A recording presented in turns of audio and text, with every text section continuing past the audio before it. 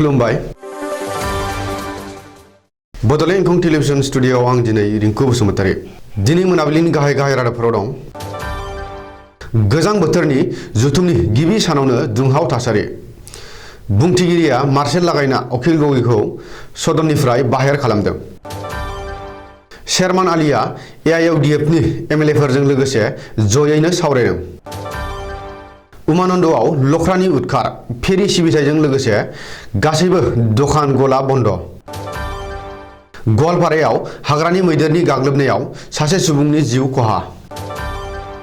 समकं गोजौ फरायसालियाव दिनै 34थि बोसोरारि गेलेनाय सप्ताया दिनै जोबनानै थांबाय 2 नं खोदोमगुरि गामियाव लोंग्रा दै जगायग्रा बिफाननि मोनसे आसनिया 12 बोसोरावबो जाफुङाखैसै 20 नं मथनगुरि बियाबनि हतापारायाव बिपिएफ लाइमोन गांखंनि सावराय जथुम दानिया फैदो आबुं रादाबाव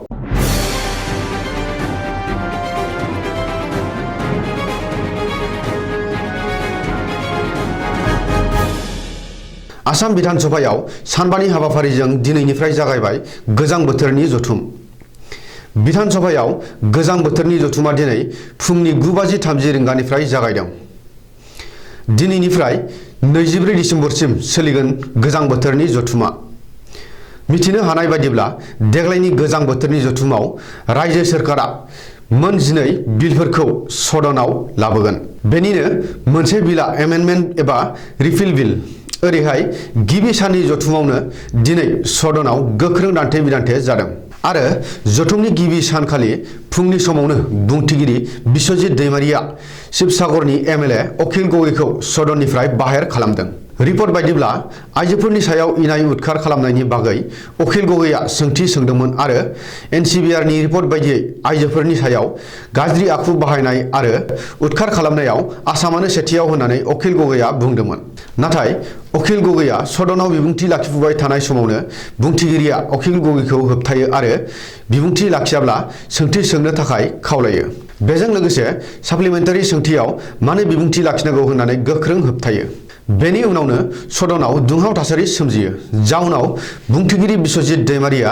शिबसागरनि एमएलए अखिल गगैखौ सोंनाय फिननाय समाव अखिल गगैखौ सदननिफ्राय बाहेर खालामो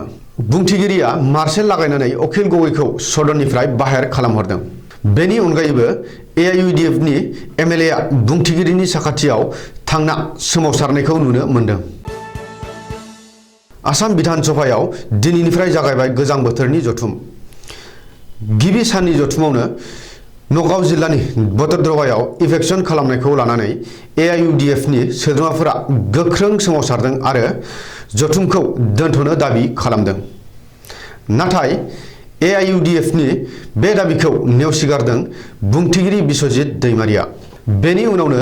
एआईइउडिएफनि एमएलएफोरा प्ले कार्ड लानानै बुंथिगिरिनि साखाथियाव थाङो आरो सदननिफ्राय बाहेराव ओंखारबोनानै सोमावसारो ओरैहाय एआईइउडिएफनि एमएलएफोरजों लोगोसे कंग्रेसनि एमएलए शेरमान आलियाबो हायाव जिरायनानै सोमावसारनायाव बाहागो लाफायो बे समावनो दलगावनि एमएलए मजिबुर रहमानाबो बे सोमावसारनायाव बाहागो लाफायो होननानै मिथिनो हादों बबेखानि एआईइउडिएफनि एमएलएफोरजों लोगोसे सोमावसारनायाव बाहागो लाफाना शेरमान आलिया कंग्रेसनि एमएलएफोर आरो आसाम प्रदेश कंग्रेस कमिटिनि आफादगिरि भुपेन बराखौ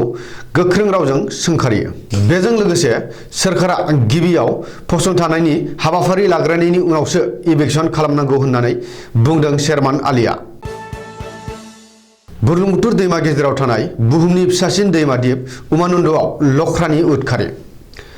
मासे लख्राया उमानन्द मन्दिराव बयखौबो सोमखिखांहोदों सिबियारिफोरा बुरलुंबुथुर दैमायाव मासे लख्राखौ सानस्रिबाय थानाय नुनायनि उनावनो बे गिखांनाया सोमजिदों बेनि बागै खौरां मोननायनि लोगो लोगो हाग्रा बिफाना जाथायसालियाव थांनानै मन्दिरनि सिबियारिफोरखौ सांग्रांथि होयो आरो उमानन्दआव थानाय गासैबो गलाफोरखौ बन्द खालामहोयो बेनि अनगायैबो गुवाहाटीनिफ्राय उमानन्द मन्दिरसिम फोनांजाबनाया बन्द जादों मानोना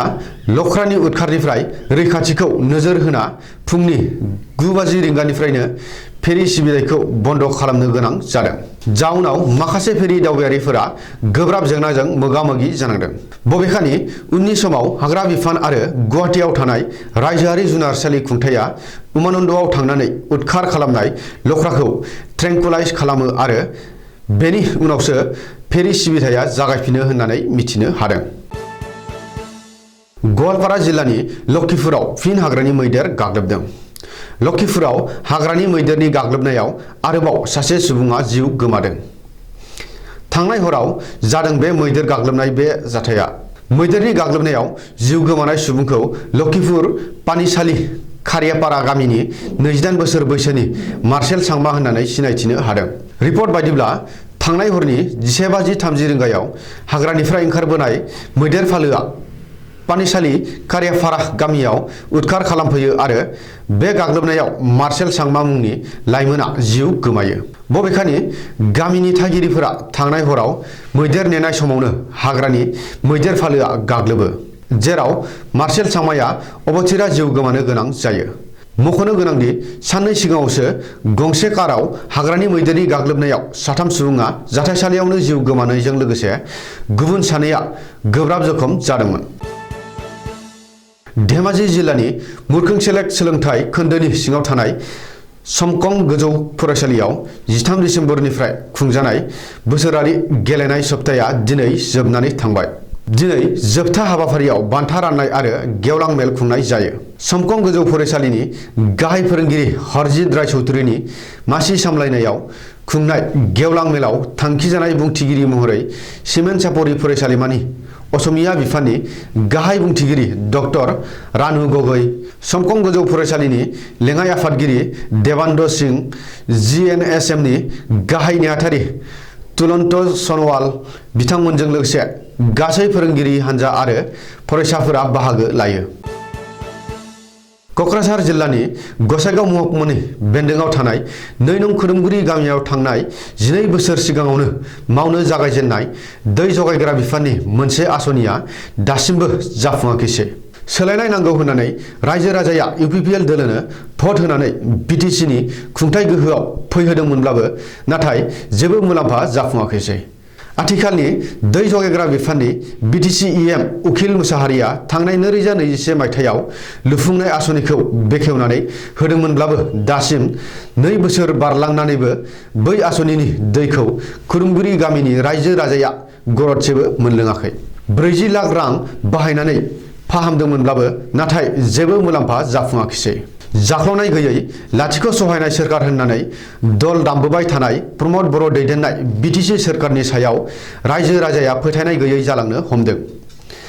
मानो होनोब्ला खामानियाव बाहायजायैनि जाहोनाव नखर नखर दै जगायग्रा पाइपनि टेपफोरा आथिखालाव बायलांनोसो हमफिनबाय। बिटिसि सोरखारनि दै जगायग्रा बिफान आरो थिकादारखौ सामलायनो हायाखै दै जगायग्रा बिफान इएम उखिल मुसाहारिया। बिब्दि होननानै जायगानि रायजो राजाया जोबोर दुखु मोननाय फोरमायदों।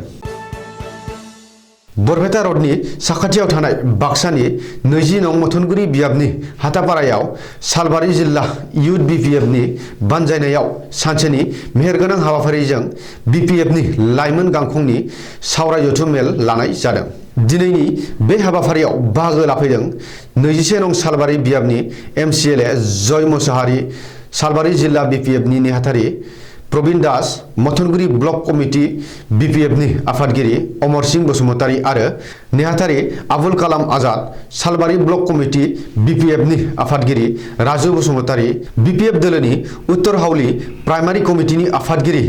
हरेन स्वर्गियारी, बिपिएफनि लाइमोन आफादनि नेहाथारि शरद चन्द्र दासजों लोगोसे गोबां सोद्रोमाफोरा बाहागो लाफैदों।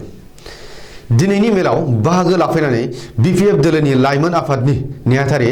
शरद चन्द्र दासआ खौरांनि गेजेरजों फोरमायदों दि दिनै सालबारि जिल्ला बिपिएफनि बानजायनायाव सेन्ट्रेल लाइमोन बिपिएफआ गासै लाइमोनफोरखौ लानानै मोनसे सावराय मेल लानाय जादों। बे मेलाव जिल्ला पेरेन्ट कमिटिनि माखासे दैदेनगिरिफोर, बिपिएफ आइजो आफादनि गोबां आइजो दैदेनगिरिफोराबो मेलाव बाहागो लाफैदों। दिनै मोनाबिलिनि रादाबा एसेनोसै। गोजोन्थों।